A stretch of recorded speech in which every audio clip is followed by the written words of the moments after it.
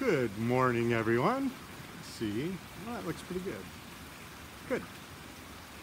Make sure that's turned down. Hi, everyone. I'm Drew Amborski. We are live in Houston, Texas, and this is Wednesday, May 30th, and show number 32.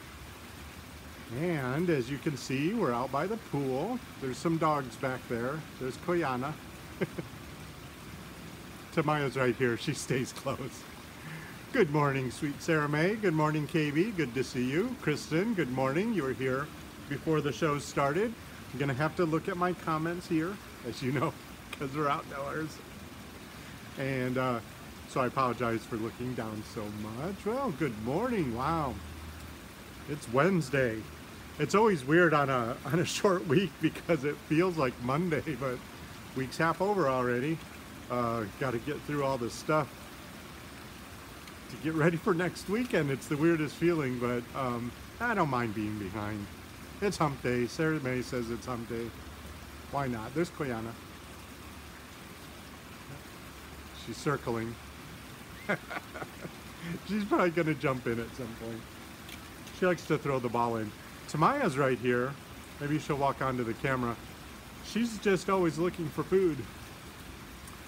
Kristen says it's stormy South Florida. Yeah, that's the thing with this Alberto. Oh, did you see what, you know, I'm so sorry for everybody that had problems with Alberto.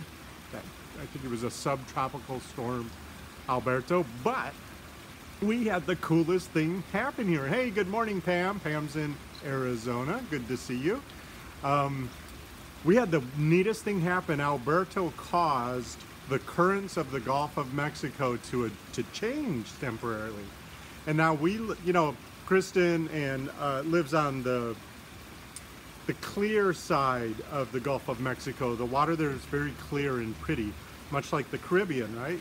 But on our side of the Gulf of Mexico, we have a more nutrient-rich water, which means it's not as clear as like the Caribbean. So the water it just always looks churned up, for lack of better words. So it's beautiful, it's clean, but it's churned up. But Alberto changed the course of the currents, and we had clear water down on Galveston Island this weekend.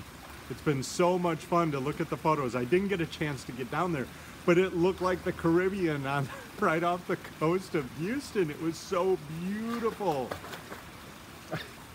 I bet there were a bunch of photographers out there taking pictures for like future, you know, hotel advertisements, because it's still really not clear. A couple years ago, I was in Galveston for my birthday. Stayed right across from the beach, which is really nice, at an old historic hotel. And I was over there, I think it was, I don't know, it's been 8 or 9 years, but I got bit by a shark on my birthday. I was so stupid, you know, I think I'm streetwise, but I saw some fish jumping and I thought, well, I wonder why they're jumping. So I went out there and there were a bunch of little sharks feeding and one grabbed my hand. I don't think the scar would show up on the camera I would show you, but I still have a little scar there. Probably for the rest of my life where that shark bit down on me. So it's cloudy in southern Ohio. You'll probably still have clouds from Alberto, right, KB? Julie says, hi everyone, I'm here, but can't view on my work computer, can only chat. But I will watch it later. Cloudy, rainy, stormy here in Minnesota. Well, Julie, it's so good to see you. I hope everyone paid their power bills. It's Wednesday. Julie's gonna turn you off. Oh, Pam said it's gonna be 103 in Phoenix. Oh my gosh, that is so hot. I mean, it's like 90 here. It's gonna be 95. It's like a record high for us this time of year, but the humidity's so high. I wore a tank top because it's just so hot out here by the pool. But maybe I'll jump in with the dogs. Koyana, party of one. She just throws the ball for herself.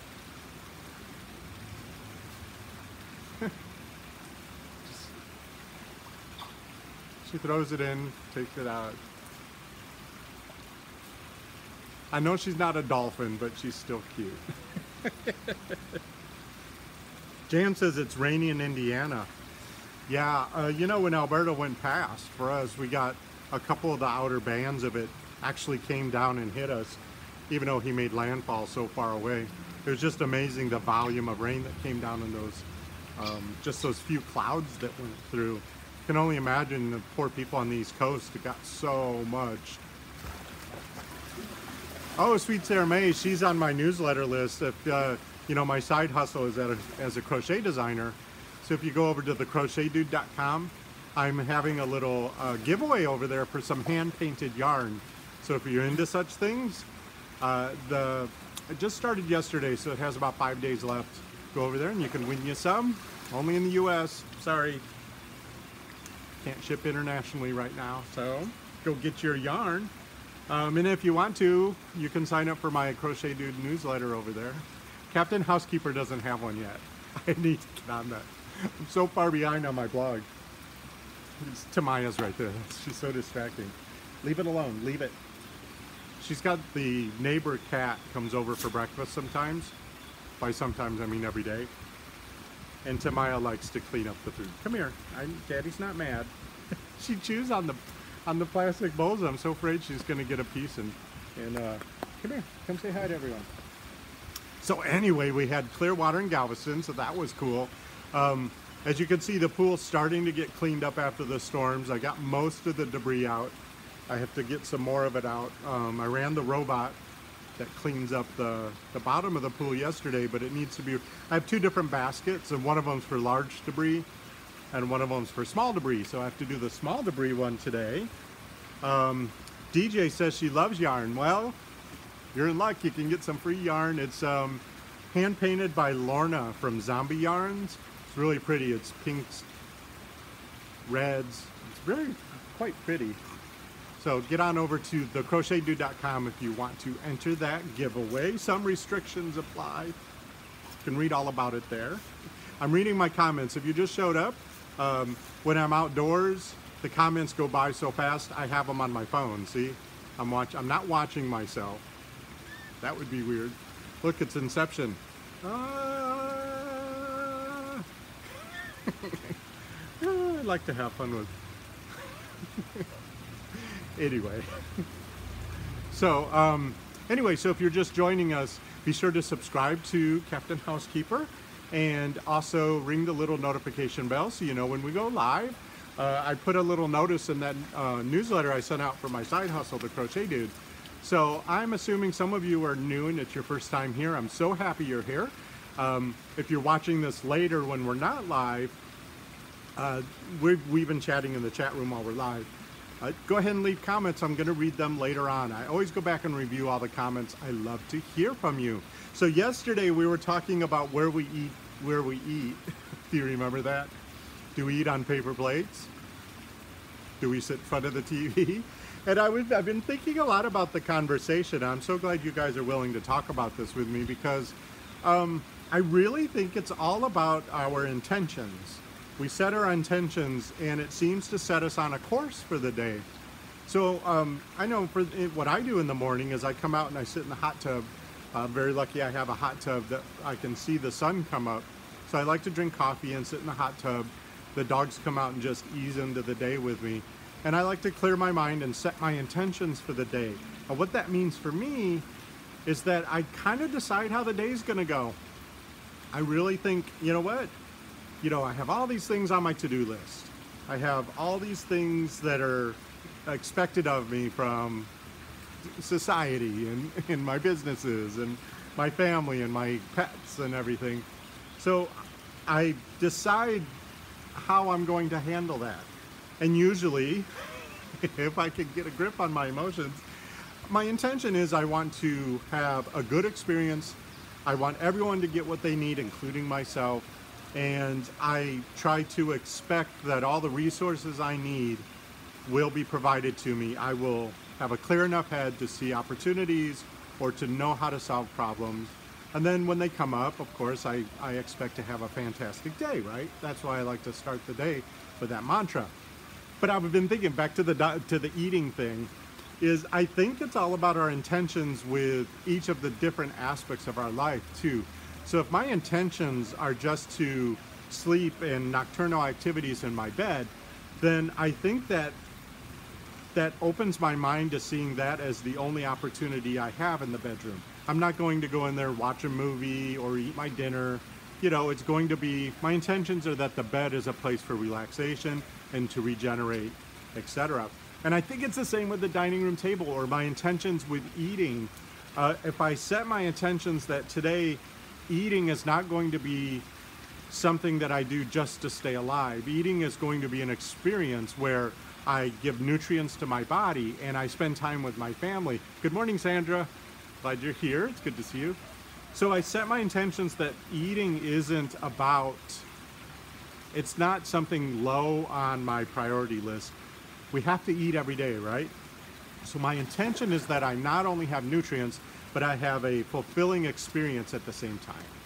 So if we set our intentions for the different parts of our home, bathrooms only for bathroom activities, living rooms only for living room activities, dining rooms for dining room activities, closets are for closet activities like organization and storage. If we set our intention to clarify what each room is for, I think we have a better chance of not cluttering up the dining room table or not sitting in front of the TV in the living room when it could be a family time, or it could just be a time when you could enrich your own life. Many years as a single person, people made fun, my friends always made fun of me because I made my bed and I ate at the dining room table.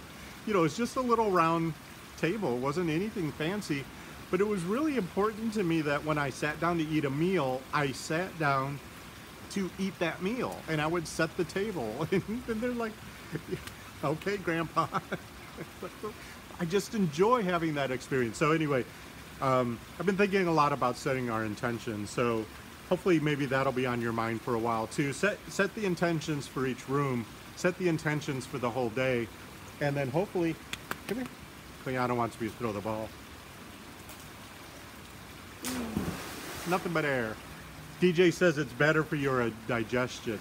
It is better for your digestion. I don't know. I think there's a fly in my water, but it's just bubbles. I read this book. You've probably heard of it. I saw it on Oprah. It's Why French Women Don't Get Fat. And I read it, and it's thin, and it's great because she says you should start every evening with champagne, which is great, which I don't do. But what I gleaned from that book, the French Women Don't Get Fat book, what I gleaned is the advice this French woman gave was, when you sit down to eat, you should be sitting down to eat your food. You should savor the food. French people apparently talk about where they got the ingredients, what it took to cook the food, what each bite tastes like, why it's good, etc., etc. This is what they do while they're eating, so that they're very present in the moment, and you eat slower because you're thinking about what you're eating, and it's better for your digestion, and you fill up faster because you're eating slower, and that helps you stay thinner. And they also try to eat more whole ingredients as opposed to prepared foods. So I think that's a good intention to have when I'm going to eat, is I'm going to eat whole foods that are, it's kind of distracting for me. It's so much fun. Yeah, you know, as long as she's getting tired. Pam says Koyana's stealing the show. That's fine. I don't have dolphins in my pool like Kristen does. Tamaya would steal the show too, but she's lazy. She's just standing here wagging her tail. Anyway, so I guess I missed a lot of comments. Let's see. KB says, I usually eat in the kitchen while hubby eats in the living room. I think that's very common, KB. I've heard that a lot. There's some people that always eat over the kitchen sink. You know, that's the habit they've gotten into. But, you know, there's ways around it. Sometimes the food is in the kitchen and you cannot leave unless you stay here and eat with me. You know. I have the magical power to turn off all the Wi-Fi in the house, and everyone in the house doesn't realize it yet. Cable's out. Gosh, we got to eat at the dining room table. Look, I'm in charge of the house. I do what I have to do to make these things happen. Sandra says, I love your fur babies. Thank you. Yeah, Koyana is still. I'm reading the comments on my phone here because I never see them go past. Sarah May says, I've done that before. Yeah, you know what? You do what you got to do when you're in charge of the house. You know, and any changes, you know, if you really are thinking about, I'd like to get back to the dining room table, but it's a habit our family's not in. I always think of changes like that as there's a lot of forward momentum. We're all accustomed to what we're doing. It's like a train. You know, if you think about a big giant train, you know, when it needs to turn around, it doesn't just stop and turn. It takes a while for it to slow down and lose its momentum before it can start and go back the other way. So I think little changes are much more reasonable as that train slows down until, you know, we can go the other way. One example is, I don't think my sister's here, Deborah. My sister Deborah yesterday was saying that her dining room table became a clutter magnet. And so the forward momentum in her household is obviously that stuff gets stored on the dining room table. But what if over a little bit of a period of time, she would just start clearing the table off, even though they didn't start eating there yet. They still eat in front of the TV like they've been doing, because that's the momentum. But what if the table got cleared off and everyone just gotten, you know, accustomed to it being cleared off? Then what if she were to just set the table? Just set it. Kristen was saying she leaves her set like it's a model home, you know, at like a house for sale. What if my sister were to set her table? They're still not eating there, but the momentum's changing. She's watering it down with little changes to where now it's like everyone walking past goes, you know what? It's set for eating. That's really, really cool. We're not going to put stuff on there because we have the fun china out, or we have, you know, pretty things on the table like a centerpiece. And then before you know it, there might be some curiosity and there might be a change of the momentum to where people will want to sit at the table to eat. I really, really don't think changes can happen overnight. You know, it's like a quantum leap in attitude and in momentum. I'm really distracted by the dog. I kind of just want to join her, to be honest. It's so hot out here. Anyway, set your intentions, folks. Hopefully make some changes, but make them incrementally. If you really do want to spend more time eating at the table, or only sleeping in the bed, or whatever it is, make those changes incrementally. Don't try to make giant leaps in momentum changes. I've never sat here throwing it over my head. I don't even know where it's going half the time. So DJ says, clear the table off every night for dinner. Yeah, you know, I keep the table clear. I keep placemats on it. I keep my set of vitamins and supplements I take right there next to each place setting, so everybody knows to take it in the morning. Otherwise, I forget to bring them out. Pam says, no TV in the bedroom.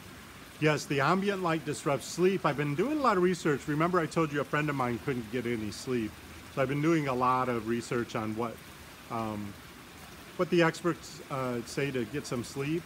And you have receptors in your eyeballs. And the light of a television, the TVs nowadays especially, really does echo the light of the sun. And so your body doesn't make melatonin because it thinks it's super sunny out. And so you have to eliminate that light source if you're going to start to produce melatonin, which puts you to sleep. That's the drowsy hormone.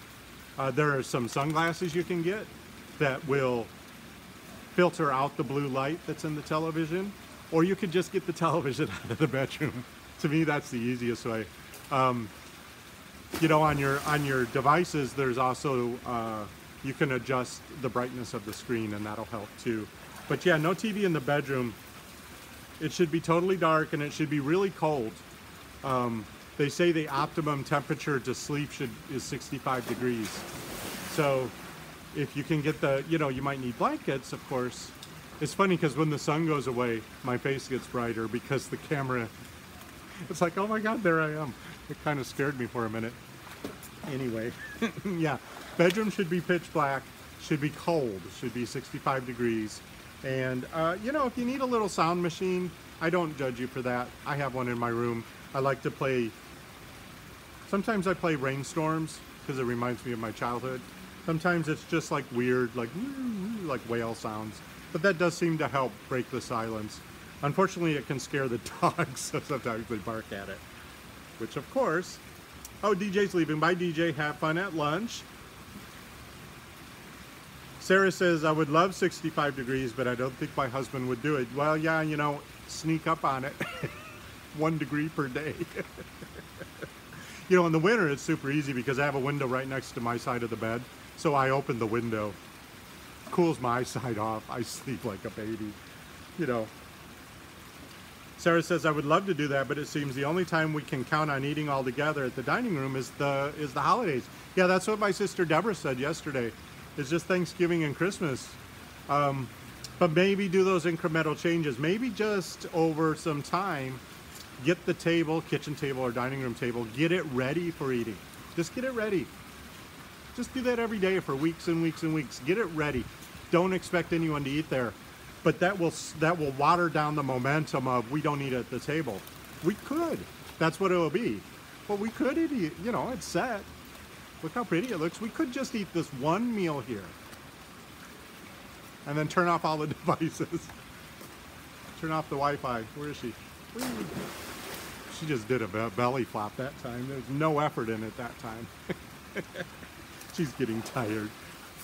Well, anyway, okay, well, you know, thumbs up this video if you're enjoying it. DJ's gone. I hope she thumbed it up as she went out. Sandra says she leaves the AC on 70 and runs a fan, but 65 sounds good. Yeah, and remember with fans, this is something I learned a long time ago. Fans only help if you're in the room. They only help with the breeze they blow on your face. So when you're not in the room, you don't have to leave the fans on. It's not going to help cool the house down. You think it will because it makes sense. It's moving the air around, but really you can save some electric on your electric bill if you don't. Sorry, Julie, we're saving money on our electricity. Julie works for the power company. It's called job. Anyway, you don't have to run your fans all the time unless you're in the room. Just a little tip from Captain Housekeeper. And Sandra agrees, yeah. Good. Okay, folks, just because Sandra, Pam, sweet Sarah May, just because you're in charge of the house doesn't mean you have to do anything. You know, I ran about that. She's so cute. She's just throwing the ball for herself now. Automate and delegate whenever possible. Barter if you have to. Make trades. You can find somebody to clean your toilets and you could trade something for it. Trade a service. You're good at something. You're valuable at something. Somebody wants something you have within the bounds of the law. So, you know, think outside the box if you need help around the house. And say it with me, folks. No matter what life throws at me, I have the ability to make this a fantastic day. Okay, everyone, it's great to see you. I love you. I'll see you tomorrow about the same time. Hopefully we'll be poolside again, weather permitting. Bye.